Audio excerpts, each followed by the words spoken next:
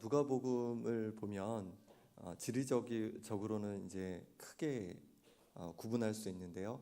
바로 북쪽에 있는 갈릴리 가버나움 중심으로 예수님께서 하신 사역과 또 남쪽 예루살렘 또 그 근방에서 하신 사역으로 크게 나눌 수 있습니다.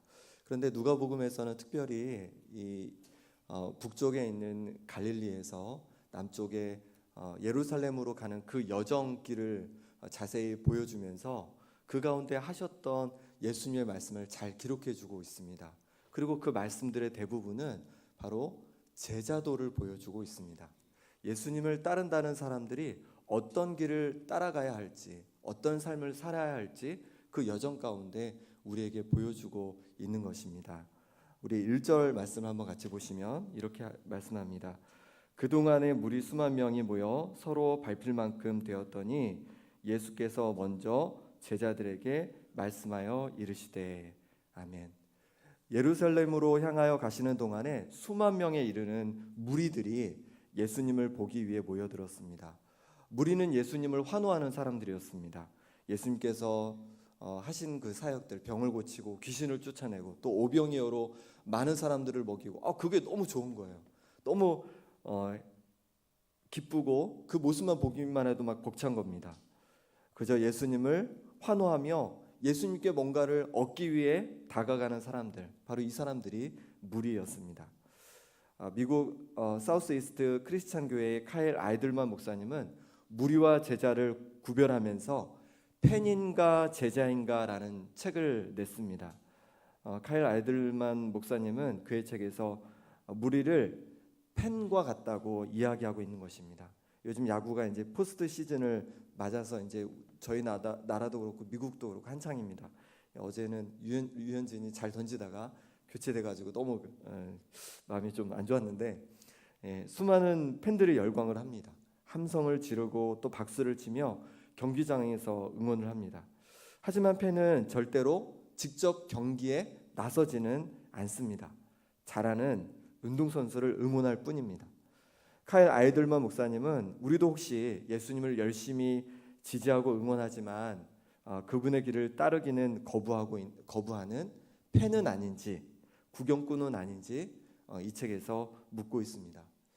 예수님은 수많은 무리들을 잠시 제쳐두시고 제자들을 따로 불러서 그들에게 제자가 가야 할 길을 말씀해 주셨습니다. 그 내용은 바로 바리새인들의 누룩 곧 외식을 주의하라는 말씀입니다. 누룩은 널리 쉽게 퍼지는 특성이 있습니다. 바리새인들의 그 누룩이 쉽게 사람들 사이에 퍼질 수 있기 때문에 영향을 받을 수 있기 때문에 주의하라는 겁니다. 그럼 그 누룩이 무엇일까요? 오늘 말씀해 보니까 그 누룩이 외식함이라고 말씀하고 있습니다. 외식은 겉과 속이 다른 것입니다. 마치 잘 꾸며놓은 무덤 안에 냄새나는 시체가 썩고 있는 것과 같습니다.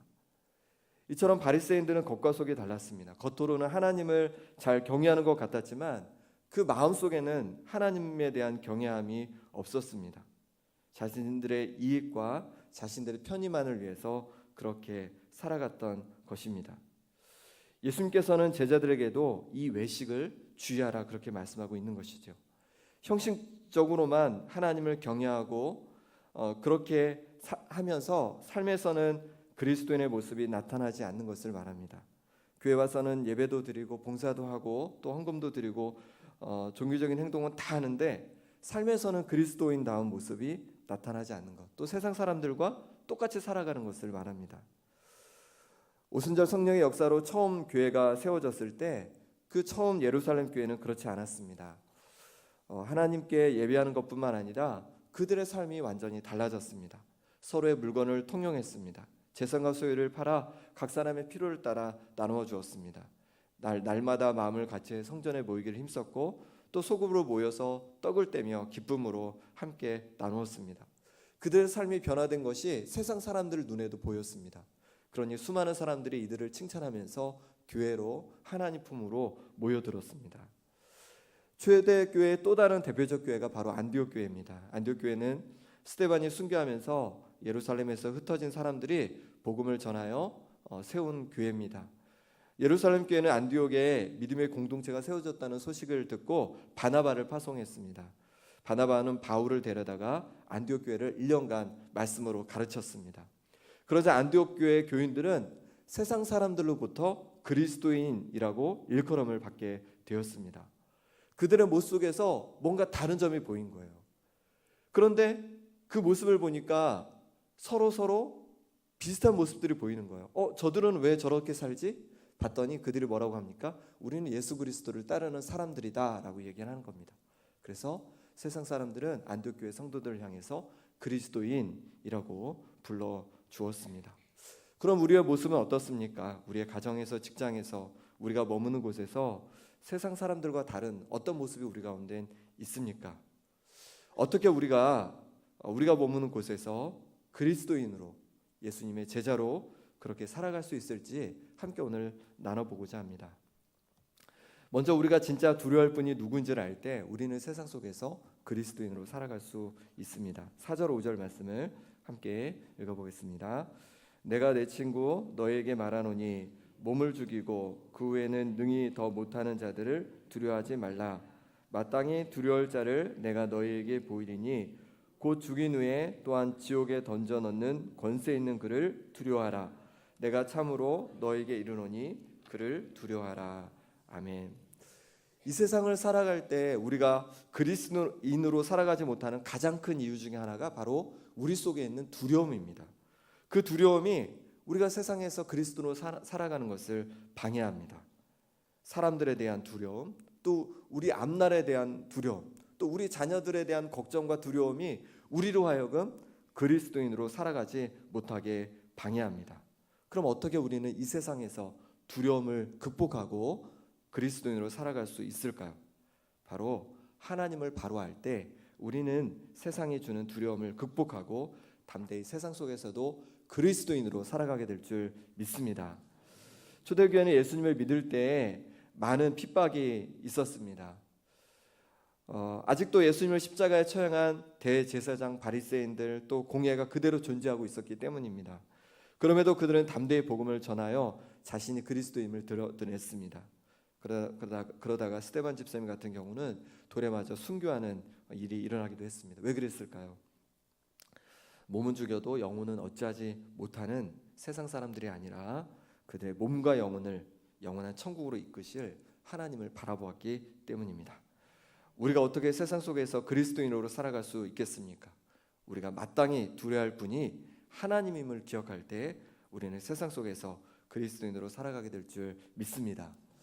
그럼 우리가 마땅히 두려워해야 할 그 하나님은 어떤 분일까요? 우리 6절 말씀을 함께 같이 읽어보겠습니다.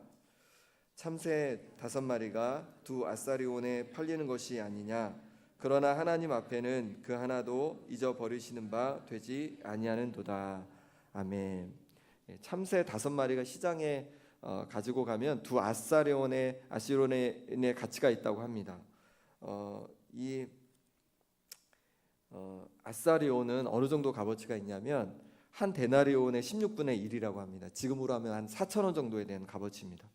이렇게 하찮은 참새 한 마리도 하나님 앞에서 그 하나도 잊어버리시는 바가 되지 않는데요.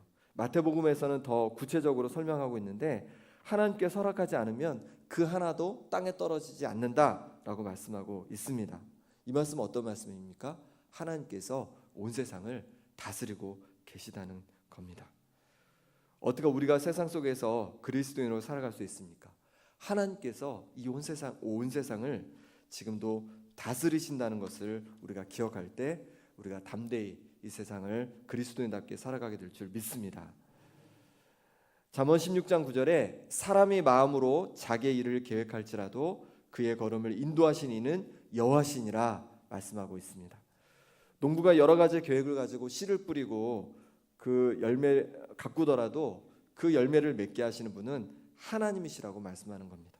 마찬가지로 우리가 여러 가지 길을 계획할지라도 우리의 걸음을 인도하시는 분은 하나님인 줄 믿습니다. 바울은 이렇게 고백합니다. 나는 심었고 아볼로는 물을 주었으되 오직 하나님께서 자라나게 하셨나니. 바울은 복음을 심었습니다. 그리고 아볼로가 물을 주었습니다. 말씀은 저들을 가르쳤습니다. 그런데 자라나게 하신 분은 하나님 한 분이라고 고백하고 있습니다. 그렇습니다. 오직 하나님께서 자라게 하십니다. 하나님께서 열매 맺게 하십니다. 하나님께서 온 세상을 다스리고 계시기 때문에 그렇습니다. 그러게 우리는 하나님의 뜻대로 이 땅을 살아가는 것이 손해가 아닙니다. 세상 속에서 그리스도인으로 살아갈 때 세상 속에서 하나님께서 우리를 도우시기 때문에 그렇습니다.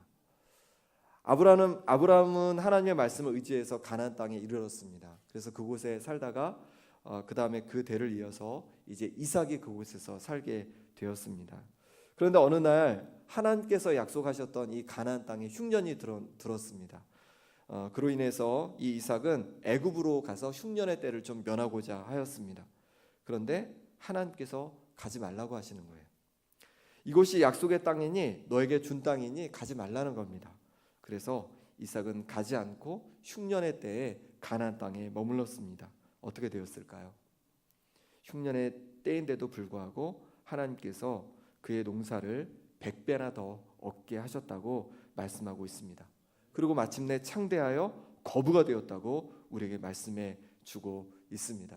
세상적으로 봤을 때는 흉년의 때고 너무 힘든 때지만 여전히 하나님의 다스림을 인정하고 하나님의 다스림을 받으며 살아갔을 때 하나님께서는 결국 이삭의 앞길을 평강으로 놀라운 복으로 채워주심을 보게 됩니다. 그렇습니다. 하나님께서 지금도 우리를 다스리고 계신 줄 믿습니다. 하나님을 붙잡고 나아갈 때, 하나님을 붙잡고 세상 속에서도 그리스도인으로 살아갈 때 하나님께서 놀라운 은혜로 우리와 함께 하실 줄 믿습니다. 본문에서는 또 하나님께서 우리를 얼마나 사랑하시는지 알 때 우리는 세상 속에서 그리스도인으로 살아갈 수 있다라고 말씀해 주고 있습니다. 우리 7절 말씀을 같이 한번 읽어보겠습니다. 너에게는 심지어 머리털까지도 다 세신 바 되었나니 두려워하지 말라. 너희는 많은 참새보다 더 귀하니라. 아멘. 하나님께서는 우리 머리털까지 세신다고 말씀하고 있습니다. 우리는 사랑하는 사람에 대해서 많은 것을 알고 싶어합니다. 무엇을 좋아하는지 또 무엇을 싫어하는지. 그럼 여러분이 가장 사랑하는 사람은 누굽니까? 배우자, 또 자녀, 아니면 부모님 이럴 겁니다. 그럼 여러분이 가장 사랑하는 사람의 머리털이 몇 가닥인지 아시는 분 혹시 계십니까? 네. 아니면 머리털이 몇 가닥인지 알고 싶었던 적은 있으십니까? 네, 없죠. 그런데 우리 하나님은 우리의 머리털까지도 다 세실 정도로 우리를 사랑하시고 우리에게 관심을 갖고 계시다라고 말씀하고 있습니다. 자기 아들을 아끼지 아니하시고 우리 모든 사람을 위하여 내주시니가 어찌 그 아들과 함께 모든 것을 우리에게 주시지 아니하겠느냐. 로마서 8장 32절의 말씀입니다. 하나님께서 우리를 얼마나 사랑하셨는지 자기 아들까지도 우리에게 내어주신 분이십니다. 이처럼 가장 귀중한 독생자까지 내어주셨던 하나님께서 우리가 무엇을 아까워하시겠습니까? 우리를 가장 귀하게 여기시는 그 하나님, 그러면서도 온 세상을 다스리시는 하나님이 계시기에 우리가 세상을 두려워하지 않아도 될 줄 믿습니다. 세상 속에서 그리스도인으로 살아가게 될 줄 믿습니다. 베드로는 예수님을 3번이나 부인했습니다. 그런데 예수님께서 다시 그를 찾아와 주셔서 내가 나를 사랑하느냐 3번 묻고 그때 베드로는 3번 예수님을 사랑한다 고백할 수 있었습니다. 그때 다시금 예수님께서는 베드로에게 예수님의 양을 돌보고 또 칠 것을 권하였습니다. 자신을 위해서 십자가에 죽으신 예수님의 그 사랑, 자신의 배반에도 불구하고 변함없이 사랑으로 자신을 품어주시고 다시 사역의 길을 가게 하신 그 예수님의 사랑을 기억했을 때 베드로는 당당히 세상 속에서 그리스도인으로 살아갈 수 있었습니다. 공회에 잡혔어도 그곳에서도 담대히 하나님을 선포하면서 하나님 앞에서 너희의 말을 듣는 것이 하나님의 말씀을 듣는 것보다 옳은가 판단하라 라고 담대히 외치면서 예수님을 증거했고 결국은 순교의 자리까지 나아갈 수 있었습니다. 예수님의 그 사랑을 마음속 깊이 기억하기 때문에 그렇습니다. 하나님께서 우리를 사랑하십니다. 너무나 우리를 사랑하십니다. 그 하나님의 사랑을 기억하면서 세상 속에서 그리스도인으로 담대히 살아가는 우리 모두가 될 수 있기를 간절히 바랍니다. 함께 기도하겠습니다.